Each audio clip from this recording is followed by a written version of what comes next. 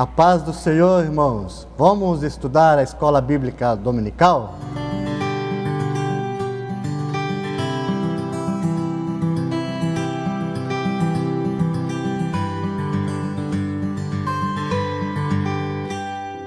Nós temos hoje uma lição muito valia, muito importante, como são de todas. E essa lição foi convidado para lecionar essa lição a nossa professora, irmã Karina Tetur. Paz do Senhor, irmã. A paz do Senhor, irmão Luiz. Bem, então temos hoje a lição de número 3, que temos o tema eleição e predestinação. Eu vou estar lendo aqui o textuário, a verdade prática e a leitura bíblica de classe, né? Textuário.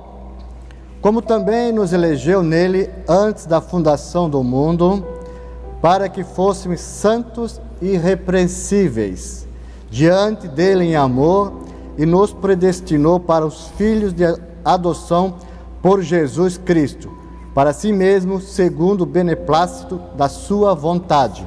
Efésios capítulo 1, versículo 4 e o 5. A verdade prática, segundo a sua presciência, Deus elegeu e predestinou para a salvação os que creriam e perseverariam na fé em Cristo Jesus. Que verdade prática maravilhosa e bem atualizada para nós neste momento. A leitura bíblica em classe se encontra no livro Efésios capítulo 1, versículo 4 ao 12. De repente você não tem a lição em casa, você pode estar acompanhando na Bíblia Sagrada, Efésios capítulo 1, versículo 4 ao 12.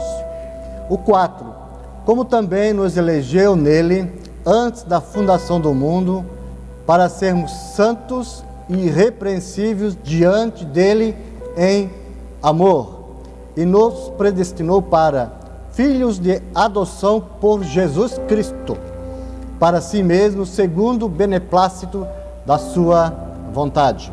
O 6, para o louvor e glória da sua graça, pela qual nos fez agradáveis a si no amado, em que temos a redenção pelo seu sangue, a remissão das ofensas, segundo as riquezas da sua graça, e que nele tornou abundante para conosco em toda sabedoria e prudência. O 9, descobrindo-nos o mistério da sua vontade, segundo o seu beneplácito que propusera em si mesmo, de tornar a congregar em Cristo todas as coisas, na dispensação da plenitude dos tempos.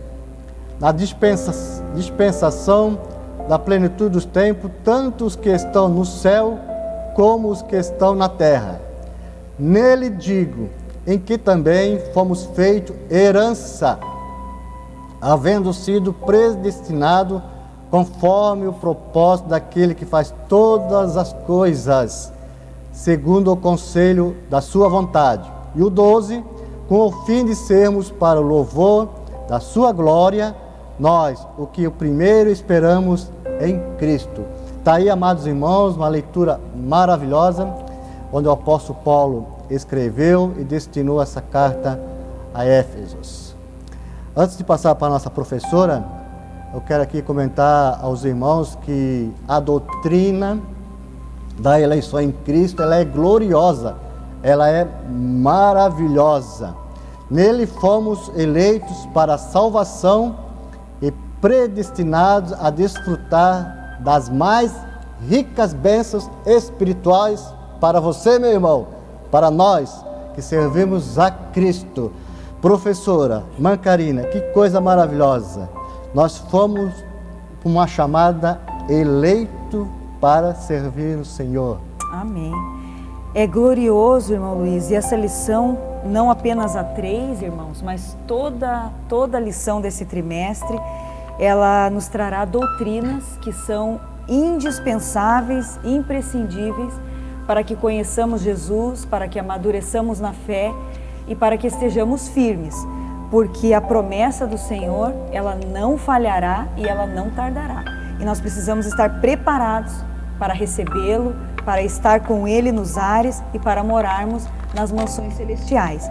Na nossa lição, dando início então, o introdutório da lição, nós temos aqui que a eleição e a predestinação, elas são termos importantes na compreensão da doutrina da salvação. Nós vamos ter durante esse trimestre, amados irmãos, doutrinas, nós vamos falar somente sobre doutrinas. Então, eu peço que você não perca nenhuma aula, eu creio que logo nós já estaremos aqui no templo, todos reunidos, mas enquanto isso não acontece, não perca, porque é de grande valia para o nosso entendimento a respeito da salvação. Então, esses dois vocábulos, eleição e predestinação, estão ligados entre si e eles elucidam o plano divino para salvar os pecadores. No primeiro tópico da nossa lição, nós temos aqui, eleitos para uma vida santa e irrepreensível. A dádiva da eleição precede a nossa existência. Ela vem antes da fundação do mundo. Então, a eleição, ela se deu na vida do cristão antes mesmo que nós viéssemos a existir. Veja que Paulo escreve na sua carta aos Efésios, ele diz: como também nos elegeu nele. Nele quem? Em Cristo. Antes da fundação do mundo. Então Paulo, ele não tem intenção de empregar esta frase em outro sentido, quando ele diz, eleitos em Cristo antes da fundação do mundo. Não existe outro sentido, senão dizer que a escolha de Deus para o seu povo é uma escolha desde a eternidade. Ela é a determinação da mente divina antes de todos os tempos. Deus, ele não teve dúvidas, ele não teve segundo plano ou plano B, como poderíamos dizer. A mente de Deus, a escolha de Deus, ela é eterna, de eternidade em eternidade.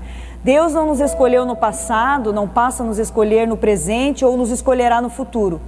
A escolha de Deus para salvar os pecadores, ela é desde a eternidade. Na eternidade, quando nós olhamos eternidade, porque é bom que se frise, irmãos, que para Deus não há tempo, como nós medimos o tempo, irmão Luiz, passado, presente e futuro. Deus não mede o tempo dessa forma. Quando Deus olha para nós, Ele olha-nos diante da eternidade. Então, na eternidade, a salvação não é nova. Na eternidade, ela já existe desde sempre, embora no tempo de hoje, ela pareça nova. Eu tenho certeza que esta aula, esses cultos que nós estamos fazendo e transmitindo em rede mundial, eu posso dizer assim, elas trarão a nova de salvação, nova para o tempo de hoje, mas desde sempre na eternidade. Em Apocalipse, capítulo 13, versículo 8, diz que Jesus, ele é cordeiro morto desde a fundação do mundo. A primeira vez que a Bíblia trata do Salvador e do Redentor é lá no início de todas as coisas, no livro do início, no Gênesis, capítulo 3 e versículo 15. Lá existe a promessa de que Jesus nasceria no ventre de uma mulher, esmagaria a cabeça da serpente e traria salvação a todos os homens, a toda a humanidade.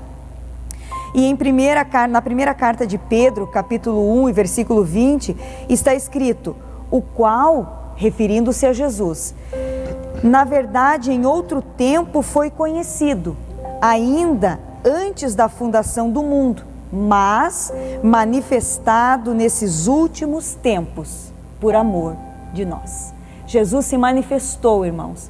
Jesus, ele veio em carne, não porque havia assim um desejo apenas da parte de Deus de manifestar-se, mas o motivo pelo qual Jesus se manifestou em carne foi porque Ele nos amou. E eu sei que você está aí na sua casa, eu estou aqui junto com o irmão Luiz e mais alguns irmãos, os quais não são permitidos, mas quando nós pensamos que Jesus se manifestou em carne, deixando a sua glória por amor de nós. Dá vontade de dar um glória a Jesus. Aleluia, irmãos. Nós podemos glorificar e nos alegrar no Senhor porque Ele nos amou. Ele nos amou de verdade, nos amou com um amor inexplicável. Parece, né, irmã, que o plano do Senhor, o plano de Deus, não seria só Deus e seus anjos. Teria que ter a humanidade junto, o ser humano junto. Por isso que Jesus Cristo veio, morreu numa cruz, no terceiro dia ressuscitou por nós. Isso que é amor, né? Isso é amor mesmo pela humanidade. Através do pecado que houve, tudo que está acontecendo, Deus ainda ama a humanidade. E Ele manifesta, né? Quem sabe você esteja aí na sua casa e sentindo ausência de amor. Talvez você não tenha o amor que você desejaria ter. Mas eu quero dizer para você que Jesus te ama. E Ele provou isso, dando a sua vida para remir a nossa vida, para nos perdoar dos nossos pecados. E diz a Bíblia que não existe amor maior do que esse, o amor de Jesus. O profeta Isaías, ele escreve dizendo que pode uma mãe se esquecer do filho que ainda mama, todavia o Senhor não se esquecerá de você. Pense nisso. Jesus ama você e Ele já provou o seu amor por você e por todos nós. Amém. O subtópico da lição fala da eleição divina. A eleição, ela traz a ideia de escolha. Quando nós pensamos em eleição, nós logo imaginamos nós elegendo alguém para nos representar. Isso no meio secular. Mas quando nós falamos da doutrina da eleição, nós vemos um Deus perfeito, santo, criador de todas as coisas, elegendo-nos, a cada um de nós, para sermos seus representantes. Pedro escreve dizendo que nós somos raça eleita, sacerdócio real, povo adquirido, nação santa, para que anunciemos as maravilhas, as dádivas, as glórias do século futuro. Então nós somos embaixadores de Cristo, eleitos por Cristo. E Paulo menciona 3 aspectos dessa escolha. Primeiro, em quem nós fomos escolhidos? Em Jesus. E isso nos mostra que essa escolha, então, em Jesus, ela é cristocêntrica. Quando nós usamos esse termo, irmão, cristocêntrico, você deve saber que é Cristo no centro, não é, irmão Luiz? Isso aí. É Cristo no centro da vontade, no centro das decisões, no centro da nossa razão. Não há outro lugar que Jesus possa ocupar na nossa vida que não seja o centro. Se Ele não for o centro da nossa vida, irmãos, então Ele já não é mais nada. Porque nós precisamos compreender que Jesus, ele deseja participar da nossa vida, não apenas como nosso Salvador. Eu não vou usar não apenas, eu vou usar outro termo, porque não apenas fica muito comum. Em que pese o fato que Jesus é o nosso Salvador, antes, porém, Ele tem que ser também o nosso Senhor. Não adianta de nada eu dizer que amo a Jesus se Jesus não estiver no centro da minha vida. Não adianta de nada uma igreja dizer que ama Jesus se Cristo não for o centro, porque a Bíblia é cristocêntrica. Não existe um único livro das Escrituras Sagradas que Jesus Cristo não esteja no meio dele. Mesmo no Antigo Testamento, nós encontramos a pessoa de Cristo, seja na história, seja no livro dos reis, seja nos salmos, seja nos profetas, Jesus está ali.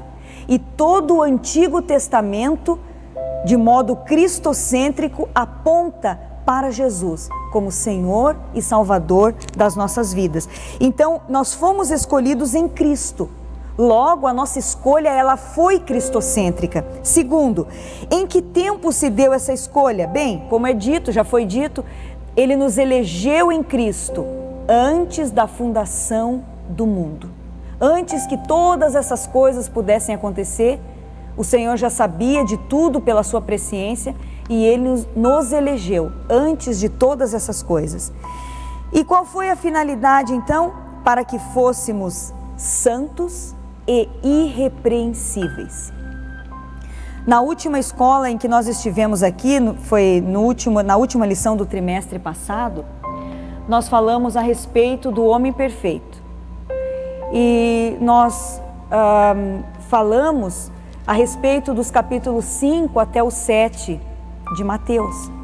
E no versículo 48 do capítulo 7 de Mateus está escrito: sede perfeitos, como perfeito é o vosso Pai que está nos céus.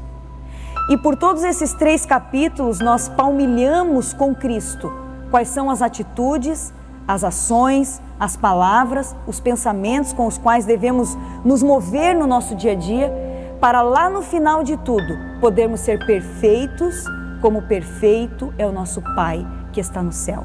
A finalidade da igreja como corpo místico de Cristo, irmãos, é ser santa, irrepreensível e perfeita. Eu repito aqui, não pelos nossos méritos que nós pudéssemos ser perfeitos assim, mas em Cristo. Lembrem-se, nós fomos eleitos em Cristo para servir a Cristo e para sermos perfeitos em Cristo. A eleição, então, refere-se a uma escolha feita por Deus em Cristo. Veja que essa eleição, irmãos, eu quero que os irmãos se atentem para isso. Ela não é uma eleição arbitrária. Eu escolho esse em detrimento àquele. Não. A escolha, ela é feita em Cristo. A partir do momento que eu recebo a Cristo como meu Senhor, eu estou predestinado à salvação. Uma vez que eu recebi o Senhor Jesus como meu Senhor, arrependendo-me dos meus pecados, não mais vivendo uma vida pecaminosa, mas uma vida em Cristo, eu agora estou no barco que me leva às mansões celestiais, enquanto eu estiver em Cristo. Não significa, nós já vamos falar mais sobre isso para frente um pouquinho, que uma vez que tenhamos sido salvos, sempre salvos. Não é nada disso, não é, irmão Luiz? Sim. Nós vamos estar certos e predestinados à salvação enquanto estivermos servindo a Cristo, buscando nos caminhos da santificação, nos arrependendo uma vez dos nossos pecados e depois a cada dia trazendo ao Senhor as nossas falhas, as nossas dificuldades em oração, buscando a santificação dia a dia, até um dia sermos glorificados com Jesus para morarmos eternamente com Ele. Então a eleição, ela é cristocêntrica, isto é, ela ocorre somente em união com Cristo. Não existe outra maneira de eu ser eleito. Não existem obras que possamos fazer para sermos agradáveis ao Senhor Jesus. Obviamente que as obras precisam existir, mas não são essas obras que nos farão melhores ou inferiores na presença de Deus. O que nos faz estar no centro da vontade de Deus é a própria pessoa de Cristo, pelos méritos de Cristo e jamais pelos nossos méritos. O próprio Jesus disse, né? João capítulo 14, versículo 6, né? Que eu sou o caminho, a verdade e a vida. Ninguém vai ao Pai se não for por Ele. Esse é o caminho mais certo. Sim, aliás, Ele é o único caminho, não é, irmão Luiz? O único caminho que nos levará, então, à redenção e à salvação eterna. O propósito de Cristo irmãos, o próprio Cristo é o primeiro de todos a ser eleito por Deus. Parece um contraponto, né? Nós dizermos que Jesus foi também eleito, foi também escolhido. Mas de fato, Ele foi o primeiro. Se eu não estou enganada, no capítulo 8 da carta aos Romanos, está escrito que Ele é o primeiro de uma nova geração. Não significa que Jesus foi criado, Jesus é eterno. Ele estava com o Pai na criação de todas as coisas e na criação do homem. Mas Jesus, Ele é o primeiro de uma nova geração dos nascidos de novo para Cristo. Então Ele também foi eleito por Deus. E isso, a respeito de Jesus, o próprio Deus declara Isso está escrito em Mateus 12:18. Eis aqui o meu servo, a quem escolhi. O próprio Pai se refere ao Filho dizendo: eis aqui o meu servo, a quem escolhi. No livro de Mateus, capítulo 18, essa frase, essa palavra, ela está sendo cumprida de uma declaração feita, ela é o cumprimento de uma declaração profética anteriormente predita pelo profeta Isaías. Lá no capítulo 42, versículos 1 a 6 do livro do profeta Isaías, Deus está revelando a Isaías e dizendo: eis aí o meu servo, o meu amor está sobre ele, ele remirá as nações. Então Cristo, ele também é tido como o servo principal de Cristo, de Deus, para essa obra gloriosa que é a redenção da humanidade. E Pedro também ratifica esse cumprimento, onde se diz que o Senhor Jesus é o servo, quando Pedro escreve na sua carta, dizendo: e chegando-vos a Ele, ou seja, a Jesus, pedra viva, eleita para com Deus e preciosa. Então Jesus, ele foi eleito também para ser o nosso Salvador. Só Ele poderia passar por tudo o que passou, todas as afrontas, todas as tentações, mas sem pecado, para poder ter se tornado pecado por nós. Ninguém é eleito, irmãos, sem estar unido a Cristo pela fé. Ninguém é eleito só porque quer. Ninguém é eleito porque participa de uma igreja. Ninguém é eleito porque é bonzinho, porque é honesto. Tudo isso são coisas boas e positivas na vida das pessoas. Mas eu só posso ser eleito se eu estiver unido a Cristo pela fé. Pois a eleição, ela é feita em Cristo e pelo seu sangue, conforme está no nosso texto de leitura em classe, Efésios capítulo 1, versículo 7. Então essa eleição, ela é feita em Cristo através do sangue precioso de Jesus. A eleição também é fundamentada na morte sacrificial de Cristo no Calvário, para nos salvar dos nossos pecados.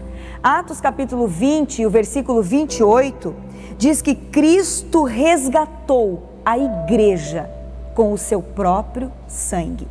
E igreja aqui, irmãos, não é esse templo, ou o templo que você serve a Deus, ou o templo que você passa na rua e vê. Não, isso não é igreja, isso é templo. Igreja somos nós, aqueles que recebemos a Jesus como nosso Senhor e nosso Salvador. Igreja é você que deseja receber a Jesus e tornar-se participante desse corpo maravilhoso, cujos membros ajudam-se uns aos outros. Porque nós somos membros de um mesmo corpo, que é o corpo de Cristo, a chamada então Igreja Gloriosa do Senhor Jesus. A eleição em Cristo, isso aqui é importante, irmãos. A eleição em Cristo, ela é, em primeiro lugar, coletiva. Ela abrange um povo. Ela é a eleição de um povo. Veja que os eleitos, o povo de Deus, a igreja, é chamada de corpo de Cristo, conforme Efésios capítulo 1 e versículo 23. Ela também é chamada pelo próprio Jesus de minha igreja. Mateus 16, 18. 1 de Pedro, capítulo 2, versículo 9, os eleitos são chamados de povo adquirido. O Senhor nos resgatou, o Senhor nos adquiriu e agora nós somos povo dele. E ainda, os eleitos são chamados de a noiva de Cristo. Apocalipse, capítulo 21 e versículo 9, a noiva do Cordeiro que adentrará as portas das mansões celestiais para as bodas do Cordeiro.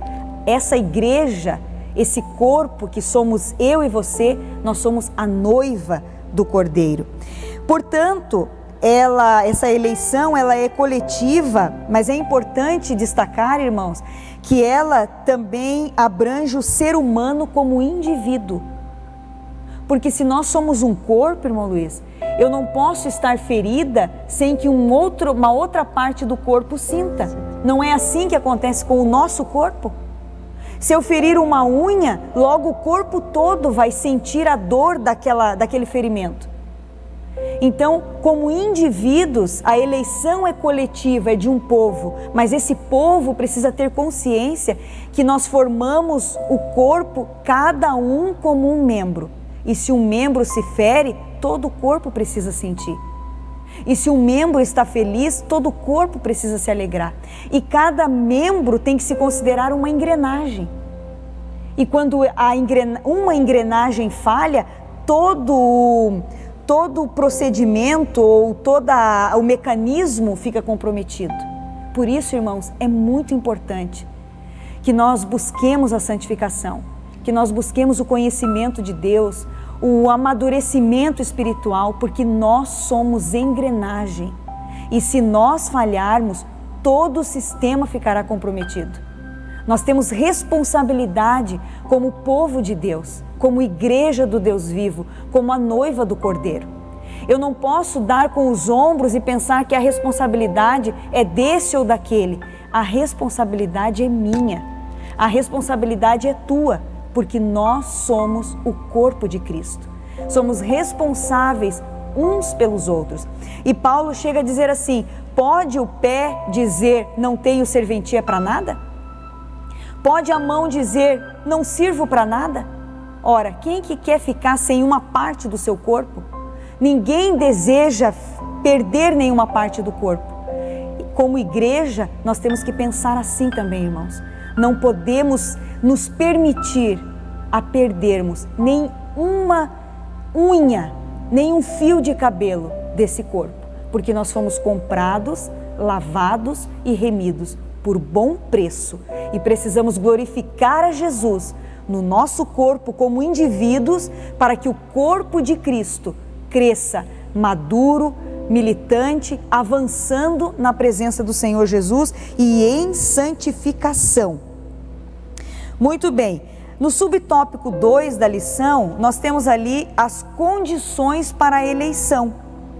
Acompanhando a leitura, está escrito assim: a salvação em Cristo é oferecida a todos. O Senhor Jesus, queridos irmãos, Ele não faz acepção de pessoas. Para Deus não existe diferença entre as pessoas.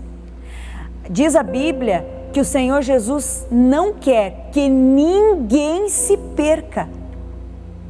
Por isso, se você pensou que alguém pode não ter mais jeito, diz a Bíblia que o Senhor Jesus, Ele tem poder para transformar e perdoar até o mais vil pecador. E se você acha que não tem mais jeito, se você acha que a tua condição é irreversível, eu te apresento Jesus, aquele que pode reverter e convergir em si todas as coisas e perdoar todos os pecados. Então essa eleição em Cristo Jesus, ela é oferecida a você nesta noite, nesta tarde, nesta manhã, eu não sei em que momento você ouve essa palavra, mas ela é oferecida a você. Não importa a tua condição, o Senhor te oferece salvação, perdão de pecados, remissão e uma nova vida em Cristo. Que maravilha, né, irmão Luiz? Muito. Isso é glorioso, amado, querido. E a paz, né? Receba isso no teu lar, na tua vida, na tua família. Receba esse renovo, essa nova de salvação em Cristo Jesus. Receba Ele aí agora e diga: Senhor, eu tenho jeito sim. O meu filho tem jeito, o meu marido tem jeito, a minha família tem jeito. Por quê? Porque Jesus, irmãos, Ele dá jeito para tudo. Então essa salvação é oferecida a todos e ela torna-se uma realidade para cada pessoa, desde que... Sabe qual é a condição para você ser um eleito em Cristo Jesus? A condição é única: arrependimento. Você só precisa se arrepender dos seus pecados e tornar-se, converter o seu caminho para Cristo.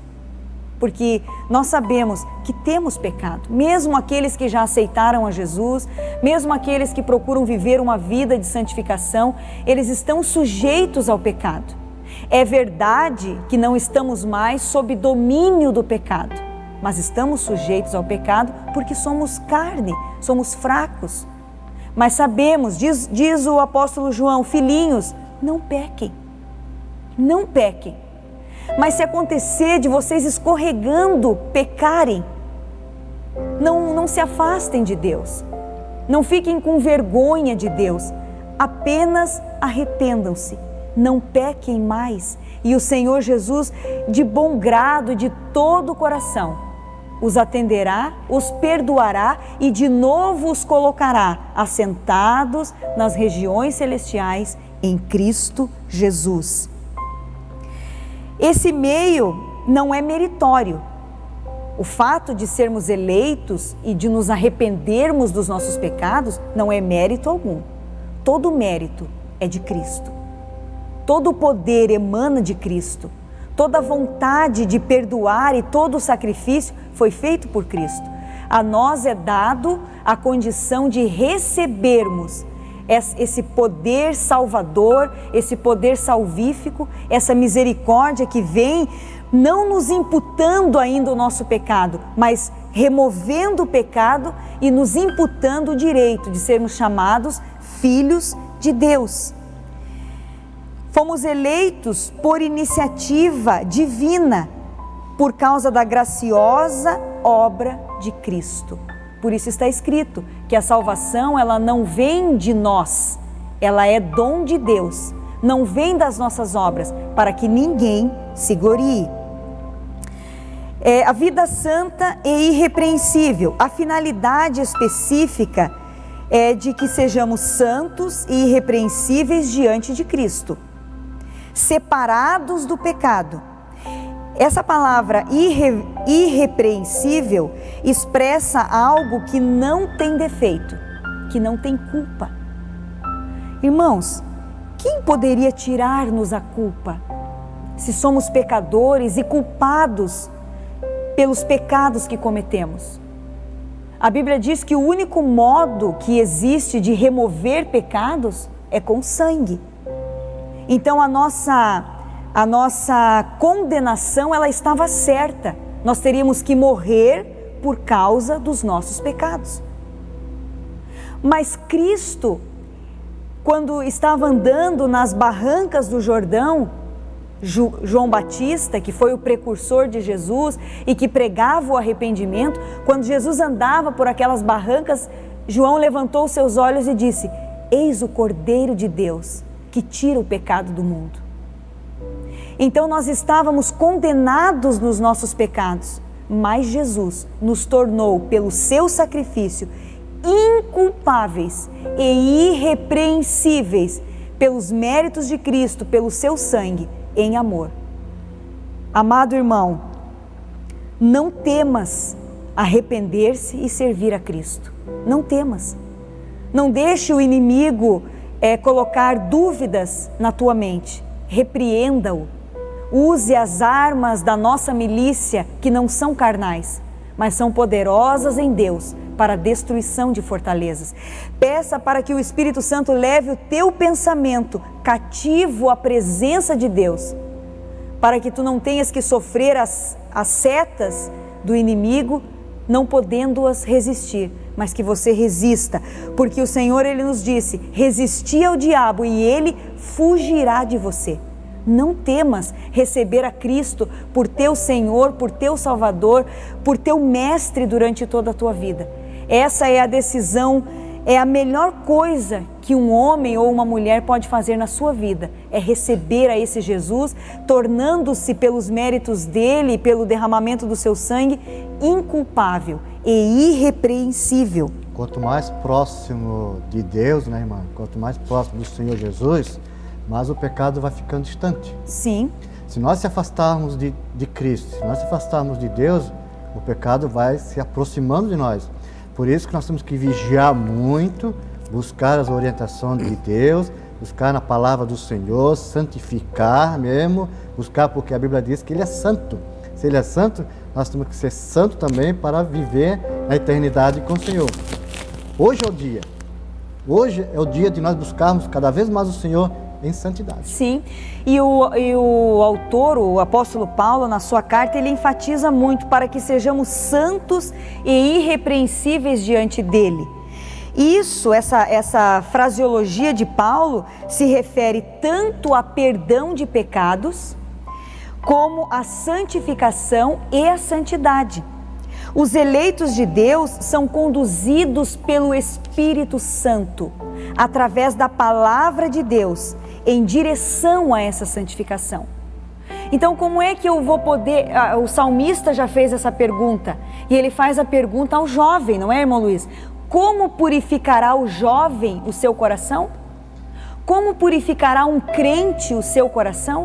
Como se santificará um crente ao Senhor Jesus? Ora, observando os mandamentos do Senhor, observando e cumprindo a palavra do Senhor. Não existe outro caminho para a santificação que não seja a palavra. Por quê, irmão Luiz? Porque a palavra de Deus, irmãos, ela lança luz sobre as nossas atitudes. A palavra de Deus, ela lança luz sobre os nossos atos. E é quando ela nos confronta que nós percebemos, Senhor, quão pecador eu sou. Quem sabe nós estejamos aqui falando para alguém que possa estar pensando, mas eu não tenho pecado.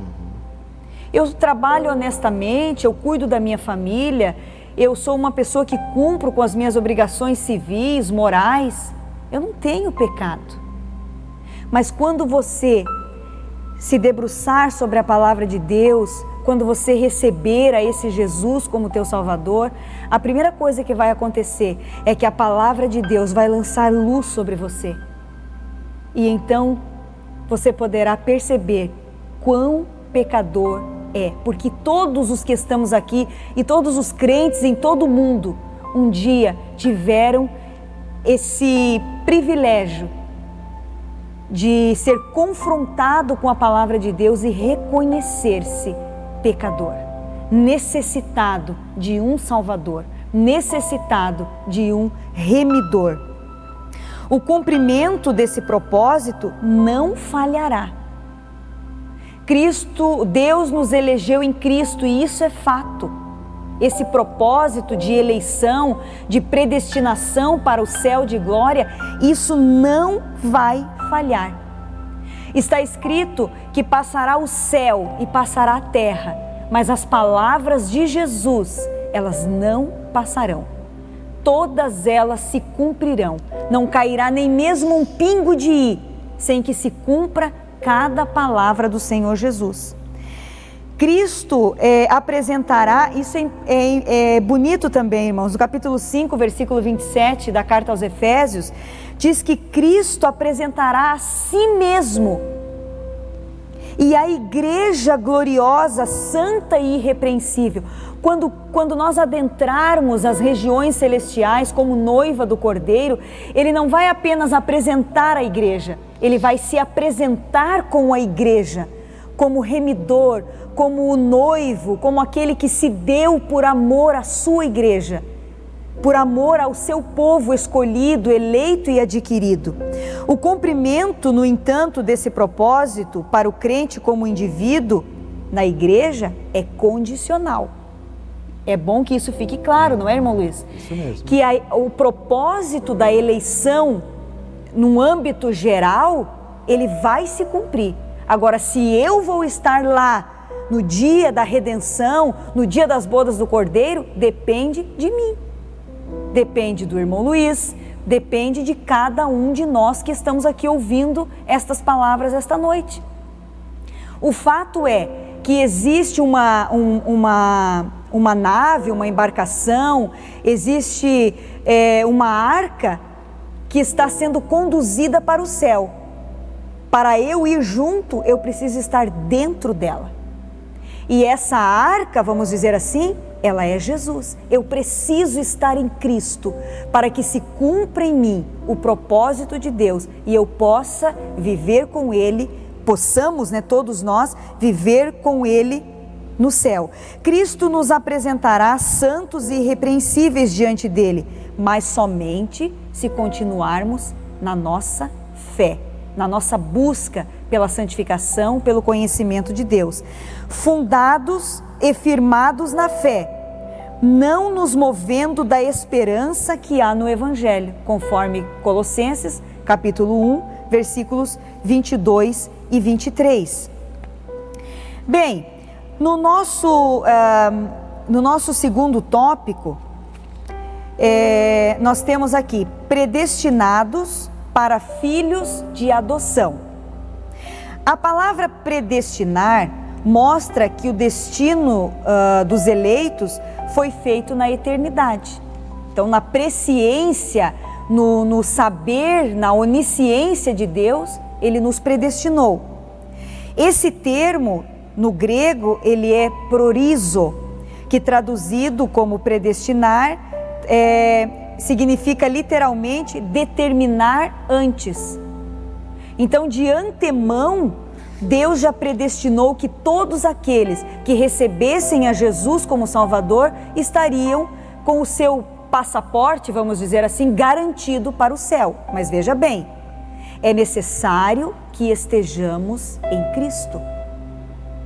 Não significa que uma vez eu tendo sido salvo para sempre, não é, irmão Luiz? Não é assim não, irmãos.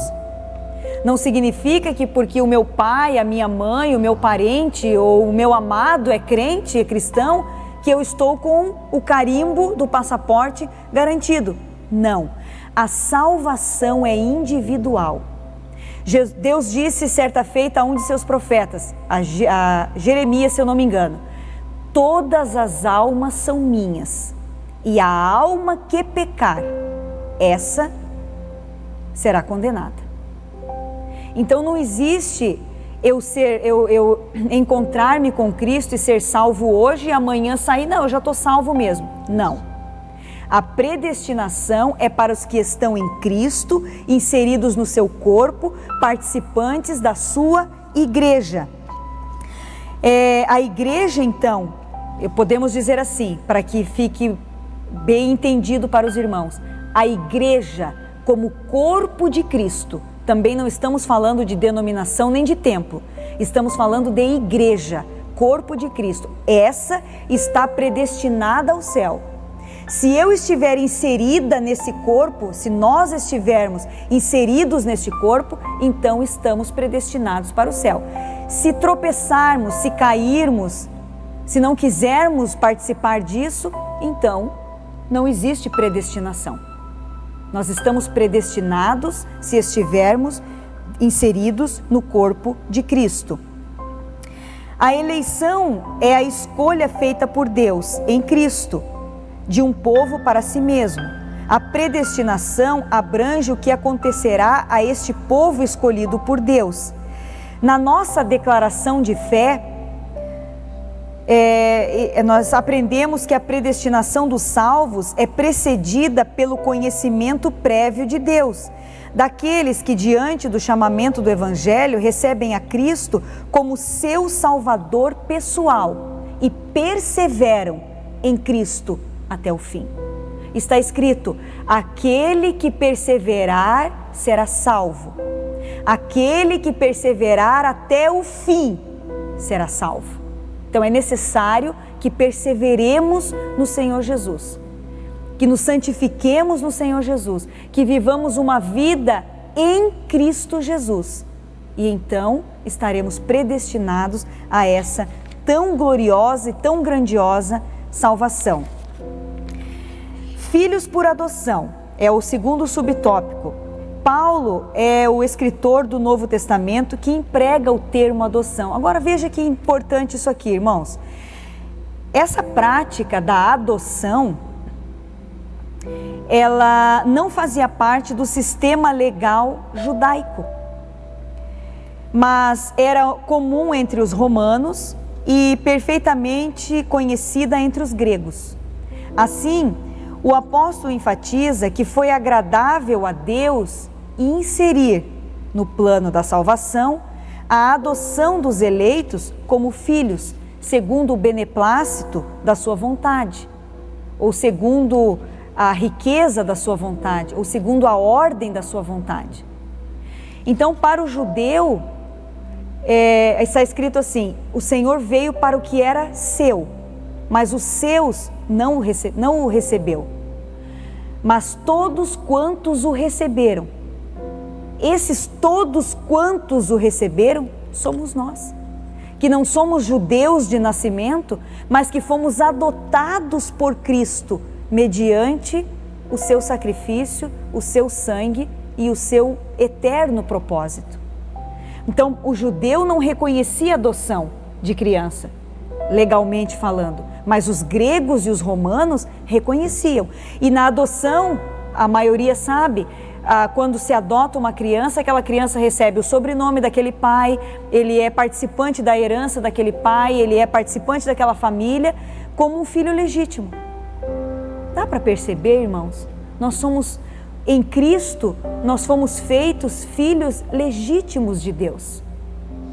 E recebe o mesmo amor do Pai. O mesmo amor do Pai, irmão Luiz.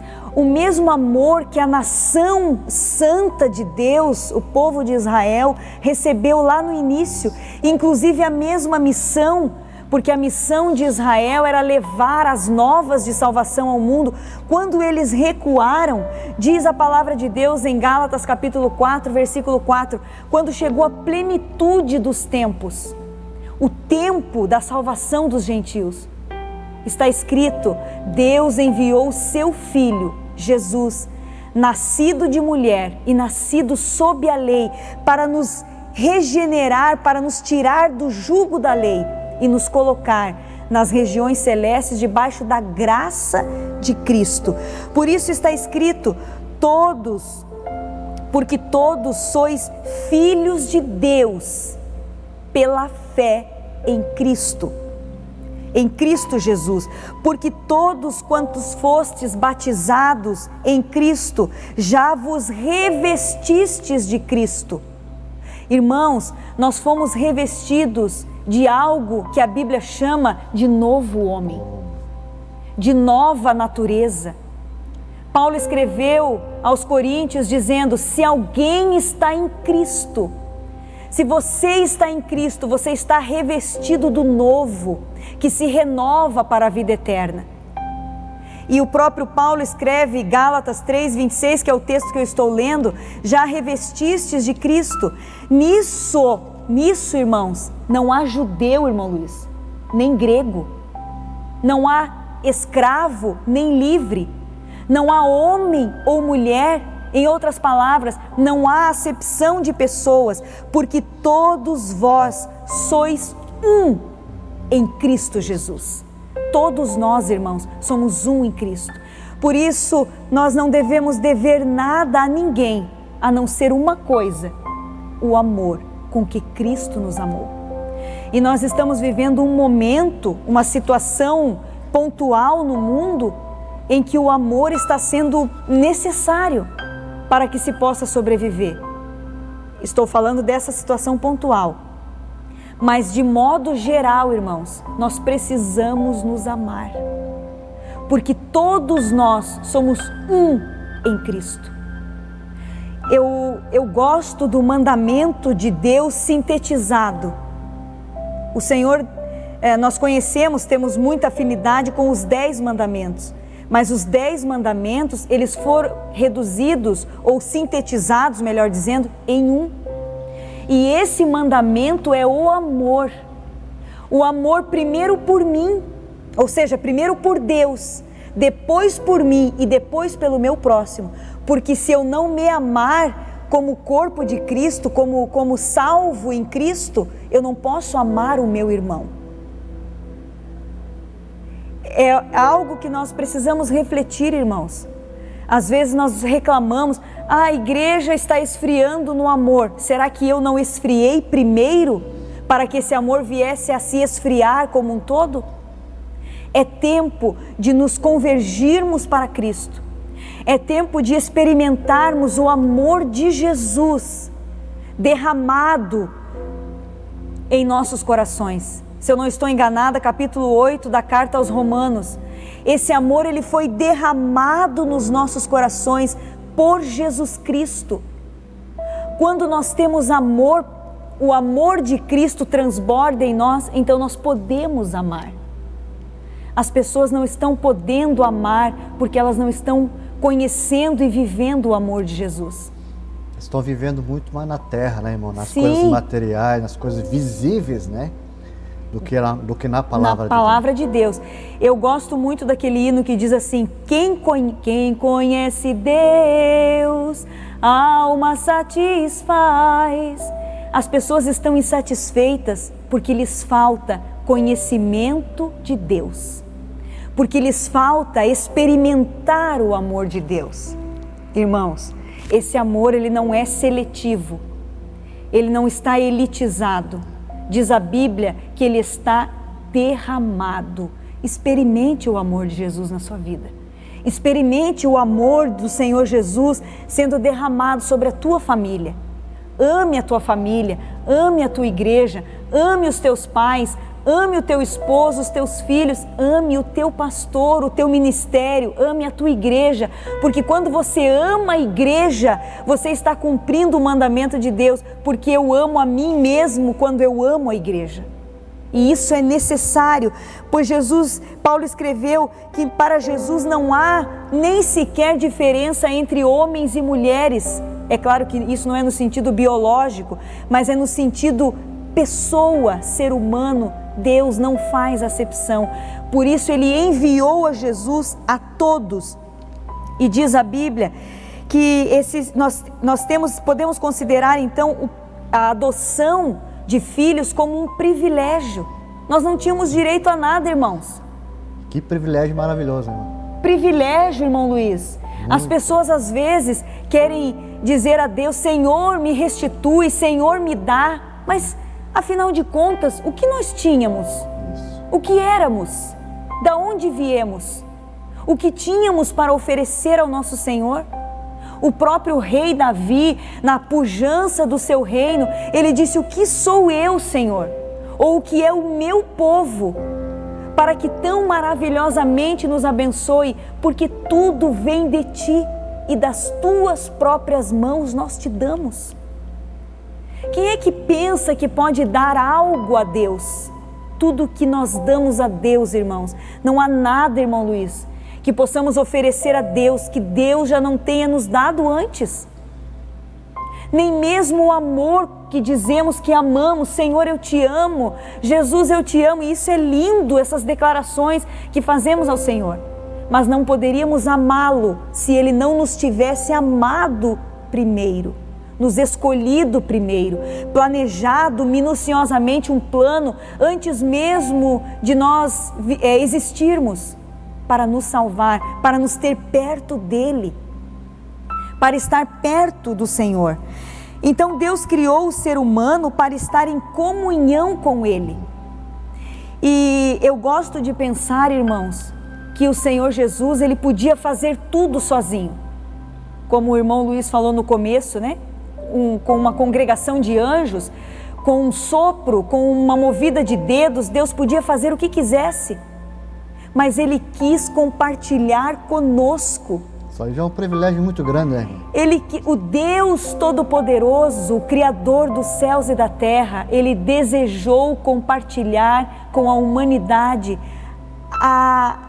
o desenrolar do seu plano na terra. E Pedro escreveu que os anjos, eles desejaram evangelizar. Jesus disse: não, eu compartilho com a minha igreja o privilégio de falar do meu amor, de falar do meu evangelho, de falar do meu sacrifício, da minha obra em amor a eles. Amados, esqueça, não fique se lamentando porque eu não sou reconhecido, porque não isso, não aquilo. Basta-nos saber que Jesus nos amou, que Jesus se entregou por nós. E diz a Bíblia, 2 Coríntios capítulo 5, versículos 19, a parte A do versículo 20. Tudo isso provém de Deus, que nos reconciliou consigo mesmo, por Jesus Cristo, e nos deu o ministério da reconciliação, de sorte que somos embaixadores de Cristo na terra. Maravilha. Lembra do que eu falei antes? No âmbito social, nós elegemos pessoas para nos representar. No âmbito doutrinário, nós fomos eleitos por Deus em Cristo Jesus para representarmos esse reino. Isso é privilégio. Só Deus poderia ter feito isso conosco. Portanto, não houve uma dupla predestinação em que Deus decretou e escolheu uns para o céu e outros para o inferno. Não, isso não existe. Deus deseja que todos se salvem. Deus deseja que todos cheguem ao conhecimento da verdade. Deus não fez inferno para homem habitar de modo algum. O inferno foi feito para Satanás e seus anjos. Para o homem, Deus construiu o céu. Capítulo 14 do Evangelho de João: vou preparar-vos lugar. Sabe por que, irmãos, que Jesus foi nos preparar lugar? Porque aonde Ele estiver, Ele deseja que nós estejamos também. Então ninguém foi predestinado para céu ou para inferno. Todos em Cristo foram eleitos para morar no céu com Jesus.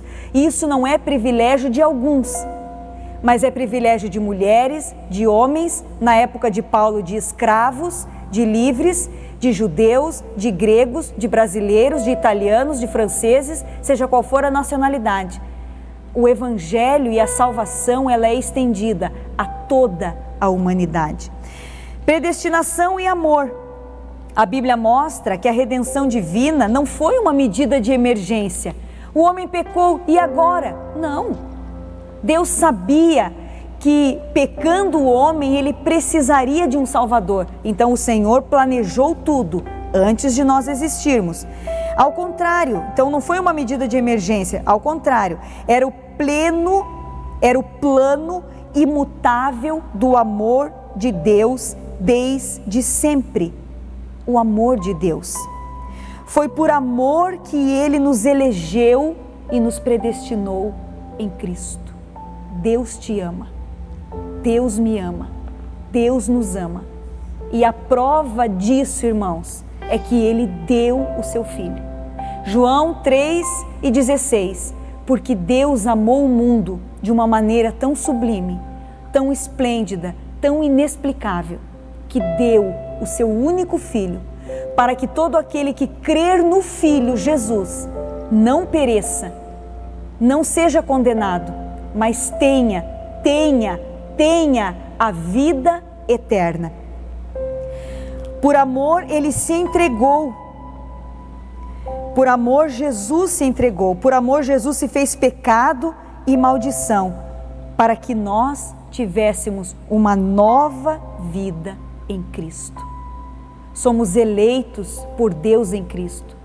Fomos predestinados como igreja a um céu onde não há choro, não há pranto, não há dor, não há tristeza, não há doença.